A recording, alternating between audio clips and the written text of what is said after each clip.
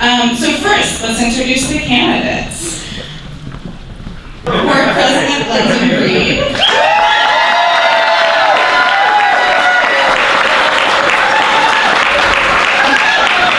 Farah Weiss.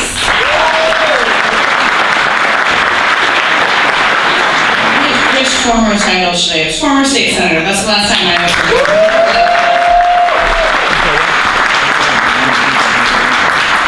Former supervisor Alioto.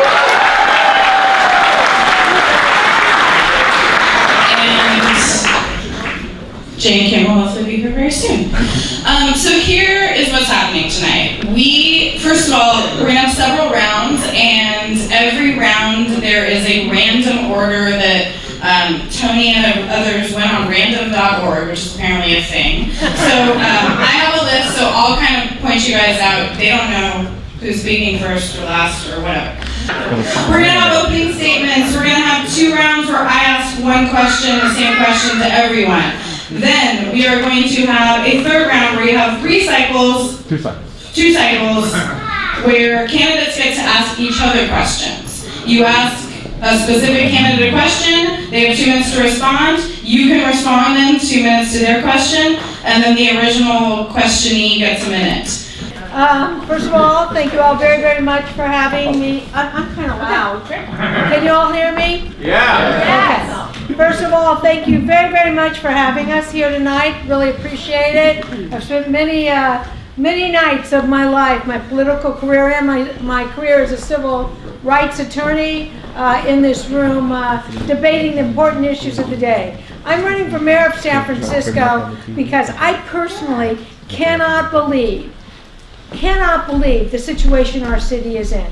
Just in the last 2 days, there have been national news accounts about how our city has become a slum, how our city is filthy dirty, how we spend $87,000 a day, $30 million a year in cleaning our streets that are still filthy. So I'm a born and raised San Franciscan. I have all my 4 children here in San Francisco and my 5 grandchildren. I adore this city. I have never seen this city look like this, never in my entire life.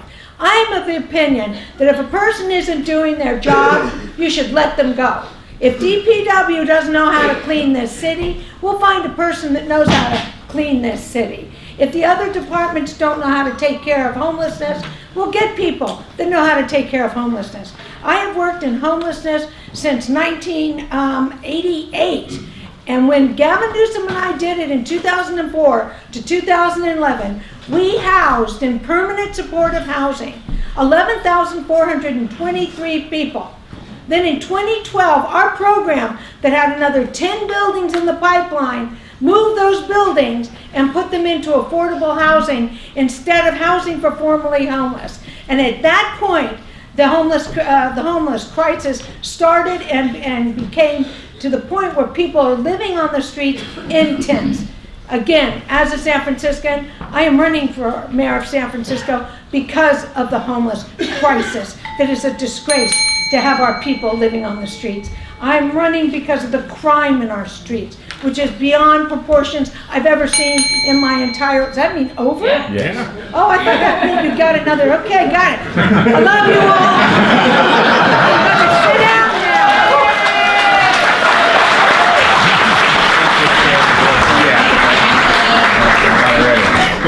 Supervisor Jane Kim, welcome.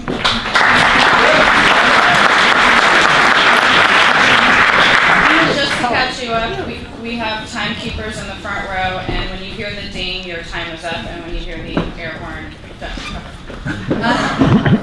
next up, Mark Leno. Woo! I will give this a try. Is this on? You gotta turn it on. This is switch. This is switch. Good evening, everyone. It's great to be back in the house, and thank all the many clubs who have brought us here tonight. I am Mark Leno, 40-year small business owner here in San Francisco, having also served 4 years on the Board of Supervisors, 6 years in the State Assembly, and 8 years in the State Senate, with a very accomplished career, having introduced some of the nation's first single-payer universal health care reform bills, as well as increasing California's minimum wage to $15 an hour. only legislator in Sacramento to ever amend the Ellis Act, protecting 12,000 of San Francisco's most vulnerably housed from eviction, as well as amending our Fair Employment and Housing Act to protect transgender people and those who are gender nonconforming from discrimination in housing, employment, and public accommodations. I'm back in San Francisco and I'm running for mayor because I am of the firm belief that we need a new direction at City Hall, that on June 5th, the voters of San Francisco will have the opportunity to choose between fundamental change and the status quo.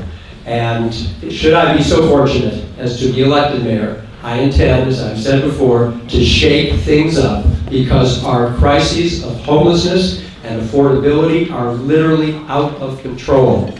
And I have spent my entire career standing up for those without a voice, those in foster care, inmates in solitary confinement, as well as those who are discriminated against in housing and employment. And my voice and our voice is being lost at City Hall because special interests are having their way over the public interest. And so we need to make sure that their many multi-millions of dollars through super PACs are not allowed to determine, rather than for the voters, determine who will be the next mayor of San Francisco. Thank you.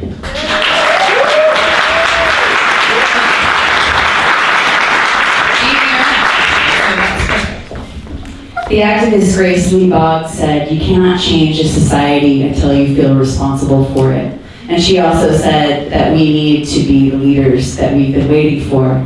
And it's so important for us to take responsibility and create inspiring and actionable initiatives to address the issues of our time right now. And it's important for us to become the leaders that we've been waiting for because City Hall has failed us time and time again. City Hall failed us after the global financial collapse. How? They didn't learn the lesson from the first tech boom when so many people got displaced. We had an opportunity to go in a different direction, but we catered to corporations and developers and big financial backers. So we needed to go in a new direction. City Hall has failed us, as I can attest to this, for the last 2.5 years, as I've rolled up my sleeves and gone into encampments and worked with encampment residents and neighbors and organizers and tried my best to address the situation that was going on there, but got stymied at every step of the way by City Hall. City Hall has failed us by having a disproportionate amount of African Americans in our prison system and having a dwindling population. City Hall has failed us by allowing Airbnb to run rampant and take 4,000 units off of the market legally. And tens of thousands of TNCs, Ubers and Lyfts, are not being regulated. We have an opportunity right now to co-create these solutions. I've been hooked on this since 2011 in San Francisco, since I said no with my neighbors to City Hall bending the law and breaking it for a Chase Bank displacing 2 local businesses in District 5 in my Potrero neighborhood. And I want to work together with everyone here to actually put these initiatives forward. Vote 1, 2, 3 for equity, San Francisco. Let's co-create.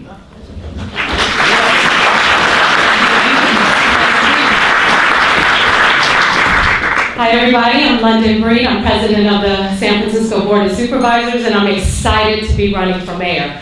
I grew up in San Francisco. I grew up in the Western Addition community. My family also lived here in Potrero Hills. I spent many years in the neighborhood house and it is just really amazing that I'm even standing here before you. It's because my community supported me. It was because so many of my teachers and folks that I know helped to instill in me the values to take care of our neighborhoods. No, we didn't have a lot of money, but we had a lot of love and a lot of support. And so when I graduated from college, I came back and I worked tirelessly in my community to change the conditions of our neighborhood when we were experiencing some of the most terrible violence in the history of our city. At the African American Art and Culture Complex, I worked to ease tension between the police department and our communities to make sure that we build bridges and not walls when trying to bring people together.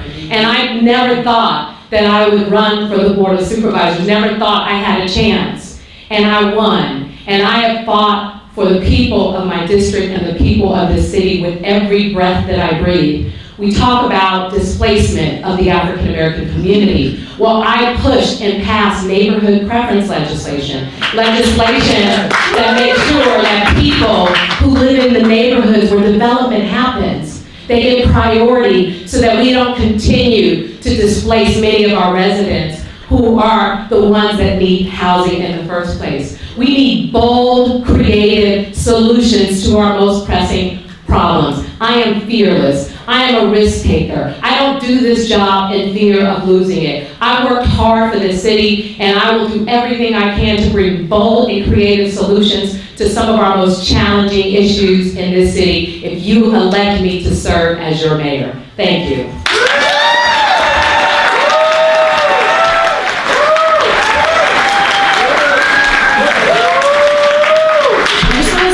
Impressed by you guys staying to these time limits. Let's keep it up. Supervisor Jane Kim. Thank you, Marisa. Good evening, everyone. My name is Jane Kim, and it's been an honor to serve our city and county over the last 10 years on the Board of Supervisors and Board of Education. It has been 15 years since we have seen a truly open race for Room 200 here in San Francisco. And also over the last 15 years, we have seen 400,000 of our friends and our neighbors leave our city because of skyrocketing rents, whether it's to other parts of the Bay Area or other states or out into the streets without shelters. During the past 15 years, we have also seen San Francisco become one of the largest economic engines in the world. We have brought in new jobs, new industries, innovation, yet with the same old problems where the wealth is further concentrating in the hands of a few, while our poor and working class grows here in this great city. San Francisco is more than just a city. It's a group of people. It's a group of communities, whether it's KQED whether it's Compton's transgender district, whether it's West Soma Leather District to Soma Filipinas. I'm running for mayor because I want to invest back in our city again. We have spent the last decade investing in our industries, and we've seen both the benefits and the consequences. In my time on the board, I have been the leader of making sure that we are investing in the citizens of San Francisco again. In fact, I have been a go-to supervisor for many of the groups in this room to lead on legislation. I was the first of two supervisors, with Supervisor David Campos, to oppose the jail rebuild here in San Francisco. I was the lead author with Supervisor Malia Cohen of banning the box on all of our private employers so that individuals with arrests or convictions on the record have a chance to get a job in affordable housing in San Francisco. I have won more affordable and middle-income housing than any city legislator in the last 7 years in San Francisco, and I've won record levels of affordable housing in the nation. I'm also proud to have been the lead author of Eviction Protection 2.0 and the Fight for 15, and I'd be honored to have your support in the race for mayor. All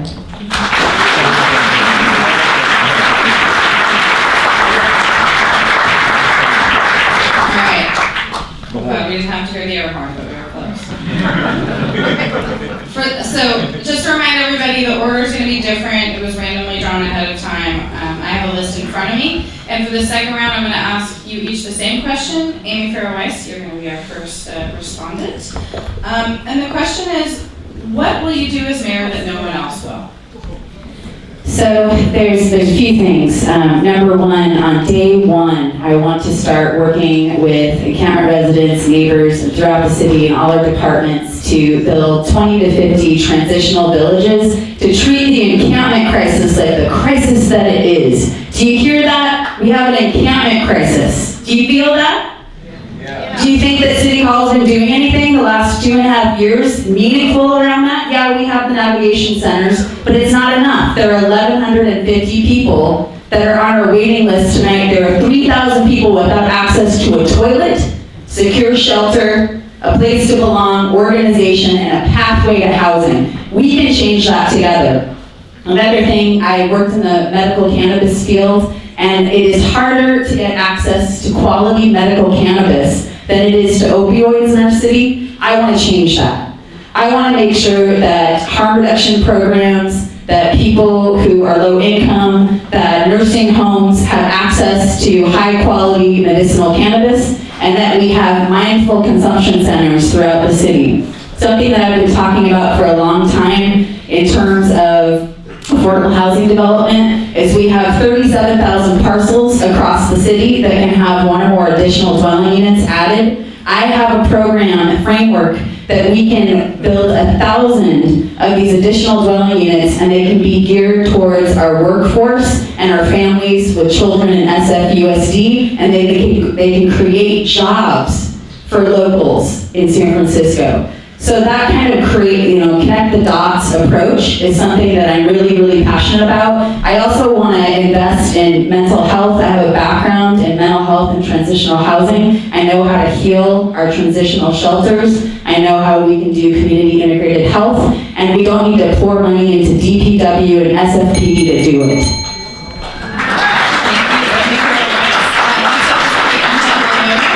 Same question, what would you do that no one else will?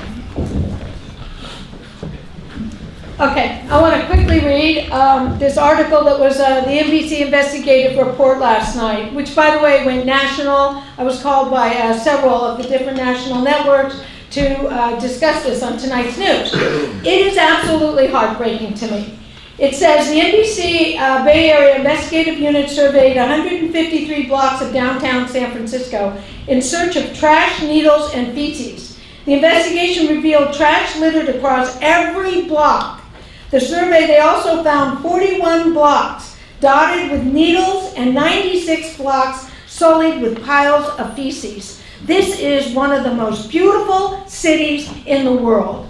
This report that is absolutely accurate, we all know it, we all see it. Why in the world is that acceptable to any San Franciscan? Not only people in office, why is that acceptable to us? It isn't. So the first thing I'm going to do when I'm mayor of San Francisco this June, Mayor Alioto #2, I am going to clean the streets. The sanitation issue in this city is totally out of control. I was the legislator of the medicinal marijuana law. I was the legislator of the sanctuary law. I was the legislator of the smoking ban. I was the legislator of the needle exchange ban that is so overly abused. When I wrote that law, it was give me a needle and I'll give you a clean one. It wasn't we DPW are going to throw a box of needles at you and not exchange the needles. That project, which was saving lives at the time, and Mark Leno can tell you, at the time we were losing 1,000 young men in the middle of that epidemic, 1,000 young men a week in the city and county of San Francisco. That legislation saved lives, and today it's all over our streets because nobody cares. When I'm mayor of San Francisco, I'm going to care. Thank you. What would you do as mayor that no one else will?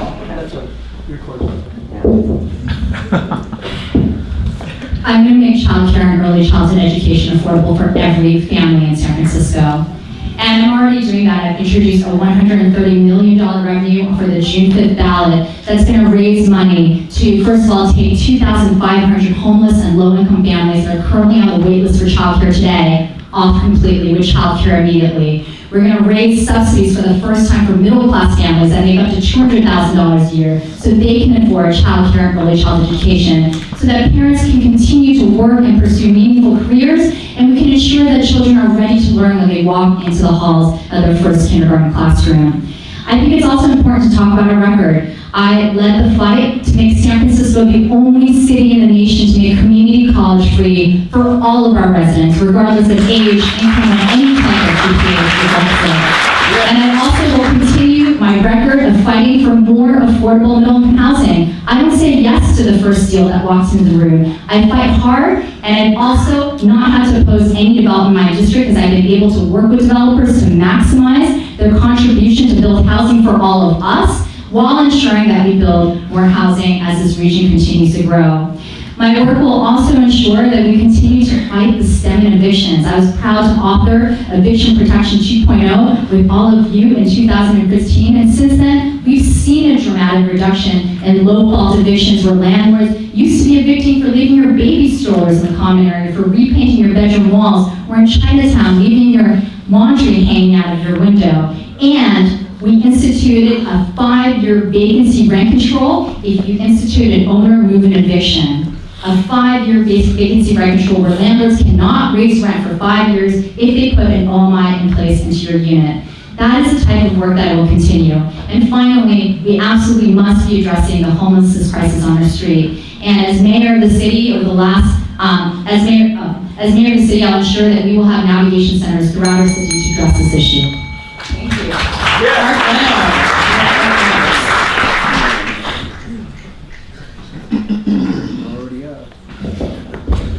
All right. So if you think the status quo, that everything's great here in San Francisco, what I'm about to share with you may not be of interest. But as I said, we need fundamental change. So I will choose 50 folks from throughout our neighborhoods to present suggestions so we can choose our commissioners, not for patronage, but to represent the people of San Francisco, finally. And they should have some expertise in the areas in which they are going to be making decisions that affect our lives on a daily basis. I would also approach our budget in a very different fashion. $10 billion budget, about half of it is discretionary spending.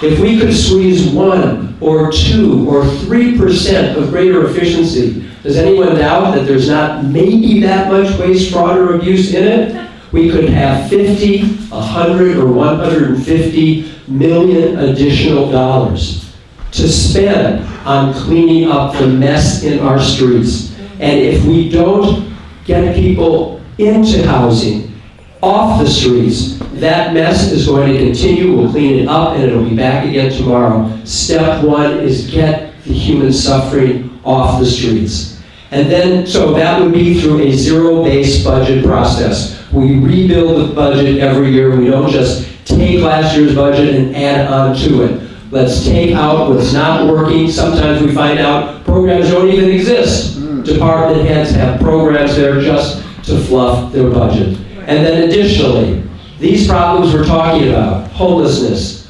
affordability for housing, they're not unique to San Francisco. They're regional problems, they're statewide problems, and we must work with our regional partners to finally address these issues, or we'll continue spinning our wheels. Thank you.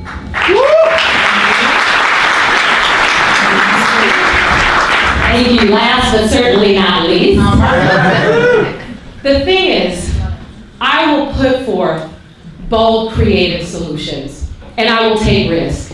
Last year, some of you remember, I started down this journey of safe injection sites. And we did polling that showed most people in San Francisco oppose them. And so I started I introduced legislation to have a task force to study the issue, to get a better understanding of how these places are working all over the world. I went to Vancouver, I looked at the data, I helped to share information with the public so people understood that these can possibly help. Number one, saving money in hospital visits, saving money in a number of other issues in San Francisco. There was a report done that showed we could save about $2.7 million annually if we open just one safe injection site. We also showed that it's more likely to get people who sadly have substance abuse issues out of the situations they are in into treatment. It also shows that we can get those needles off our streets and we can basically change the behavior of people who are shooting up publicly on our streets. All the things that we want to solve, potentially with one safe injection site, could have the results as needed. But I didn't just push to open it. I pushed to educate the public so that we knew exactly what we were getting ourselves into. It's been a year, and we did polling, and it shows that 64% of San Franciscans actually support the possibility of opening one of these sites. The point that I'm making is we gotta be willing to try things that make us uncomfortable. We gotta be willing to make the hard decisions, even when probably most of your constituents may oppose you. You gotta do this job in fear of losing it. We can't just complain and point the finger and say it's somebody else's fault. We are the leaders, we are the solution, so we have to propose important ideas that are going to help us get to the root of the problem and solve the issue. That's the difference between me and my opponents.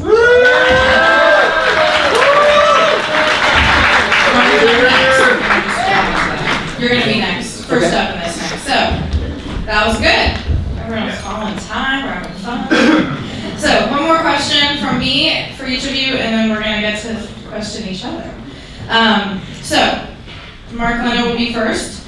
Inequality, as we've all just heard, is a huge issue facing San Francisco, as is historical racism and injustice against the city's African American communities.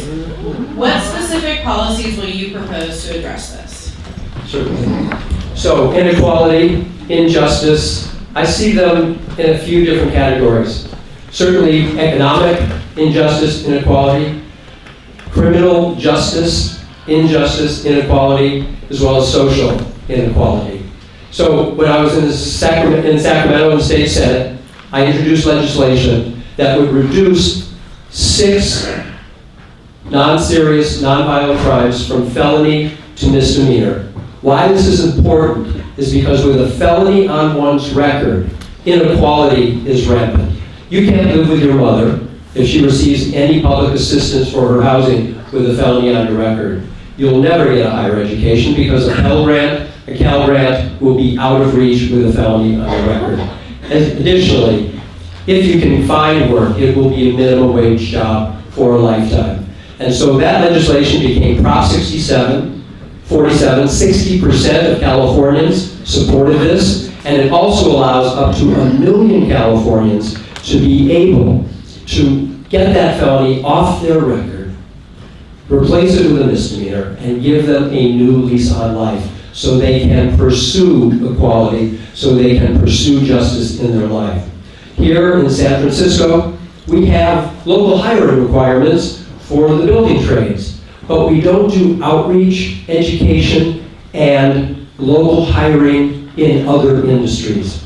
Imagine if in our community benefits package, for the measure that the board passed regarding a tax break for some new industry coming to San Francisco, if we had required that rather than bring all of these new folks from out of town, and they're welcome to come, of course, but what about our own folks who are underemployed and unemployed and could benefit from a community hiring project here with all other industries? That's how we would reach equality and justice.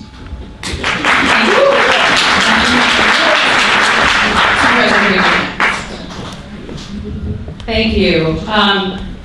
Most of my career has been about trying to push for not just policies around equality, but changes to everything that happens, whether it's employment opportunities, whether it's housing opportunities. And on the Board of Supervisors, it's of course been at the forefront of my thoughts, especially because sadly, so many of my friends don't live here anymore.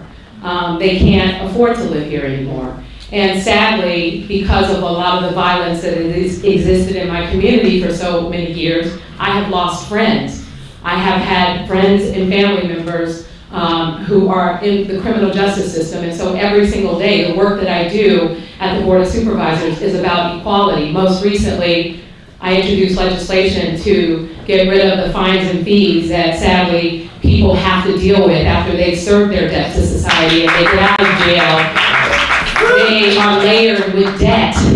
And why is that? Looking at equity requires making sure that there is at least an even playing field, making sure that our kids and the folks around us have opportunities for education. I mean, here I am, and growing up in the same community, and I'm running for mayor, and I miss my friends. I want them to be here too, so there is nothing that would be more important to me than as mayor, making sure that the Human Rights Commission develops a full-scale equity plan that talks exactly about how we do a better job of hiring in the city and county of San Francisco, the contracting in the city and county of San Francisco, access to affordable housing in the city and county of San Francisco, serving on boards and commissions, and making sure it's real equity. So this is not just something I would push as a policy, it's something that my entire life has been dedicated to, and I will continue to do that as mayor.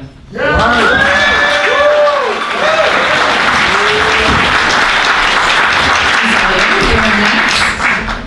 to repeat it so I get it? Yes. So we're talking about what specific policies you would propose to address inequality, particularly the historical racism and injustices against the African American community? I'm a civil rights trial lawyer. I have been the last 20 years of my life. In fact, I won the largest race verdict. That's a verdict from a jury. The largest race verdict in the history of our civil rights nation. For the last 20 years of my life, I have been fighting for African Americans, for minorities of all types, for the disabled, for those that want to practice their religion, and for the elderly, and of course for the gay community and gender discrimination. Let me just say that when I was in City Hall as the president of the Board of Supervisors, we wrote the MBE-LBE laws. Those laws had a percentage on them. And the percentage was the amount of jobs the African American community, specifically in the area of Hunters Point, and other minorities and women were supposed to get. And when I was president of the board, the percentage was at 6%. But the law said it should have been 17%. When I left the Board of Supervisors, it was at 15%. So that means 15% of all the contracts that went up for building in the city and county of San Francisco went to the minorities that they were supposed to go to. Today, it's 4%. 4%. Our people are not getting the jobs they deserve. They have been absolutely moved out of the city. So when people say they've saved a part of the city, when my dad was mayor of San Francisco, there was 16% African American. When I was board president, it was 14% African American. Today, it's 4%. We have moved the African American community out of our beautiful city, and it's just as much their city as anybody else's city in the world. And we need to work on bringing them back in with affordable housing and good jobs, and enforce the laws that we have that say they deserve the jobs, instead of violating the laws every day like we do at City Hall.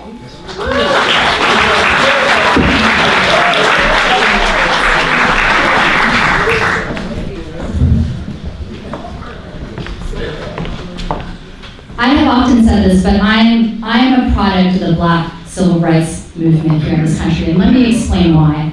In 1965, this country, Congress, passed the Immigration Rights Act, which allowed my parents to immigrate here in the 1970s. Through 1965, this country had passed a century worth of policies, of racist immigration policies that prevented people from immigrating from Asia and Latin America and only from Europe. But the reason why the Immigration Act passed in 1965 was because of the advent of the television. And when television came out throughout the world, people in Africa and Asia and Latin America, for the first time ever, saw violence of police officers and dogs and fire hoses against black and white allies fighting for their rights. And Russia at the time, we were in the Cold War, Russia at the time went to Asia and I said, why would you want to be a part of America's capitalism when this is how they treat their people of color? This is how they treat you too. And so after the 1964 Voting Rights Act, Civil Rights Act, in 1965, Congress, because of pressure, because they were losing the fight against communism, decided that they needed to open up the markets of Asia and Latin America and pass the 1965 Immigration Act, which allowed many of us, including my family, to come and immigrate to the US for a better life. I have served my entire life committed to this coalition of communities of color because I know that we can do better if we all do better together. I started out as a community organizer and then as a civil rights attorney at Lawyers Committee for Civil Rights. And during this time, I've been committed to several things. As a school board member, I saw the expulsion data and how it disproportionately impacted our African American community. And I fought to implement for the first time ever a restorative justice system in a public school system. As a board supervisor, I authored the Ban the Box ordinance, led the fight for the jail rebuild in my district in the South Market. And I believe we have to invest in our families, in our housing, in child care, and community college in order to lift all of us together.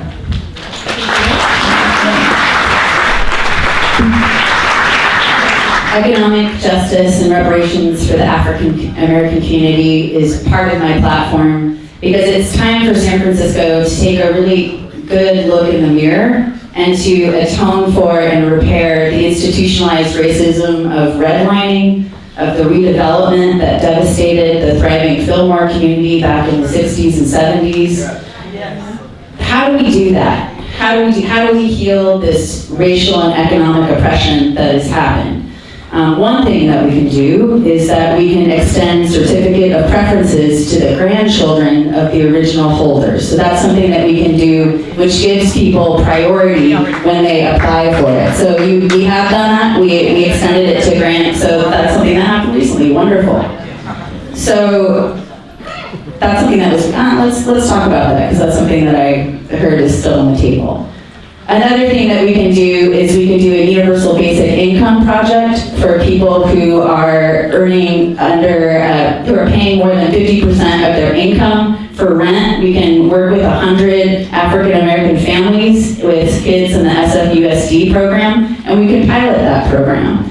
We can do things to support people who are living in encampments, because I tell you, going out and working with encampment residents, there's a disproportionate amount of people of color who are in our encampments, and we need to address that and create safe, organized spaces for them to be today. We don't have to wait till June 6th, actually. Everybody up on this stage, work with me today to start that. We can do what Mark Leno was talking about, which I love, which is create more pathways to prosperity, and we can work with CCSF and SF State and SFUSD to create that programming to connect the dots so that people can get those jobs. So those are the kinds of things that we can do. I just saw Black Panther yesterday, and it was so inspiring, and this is the future. We need a future of healing for our city. Thank you.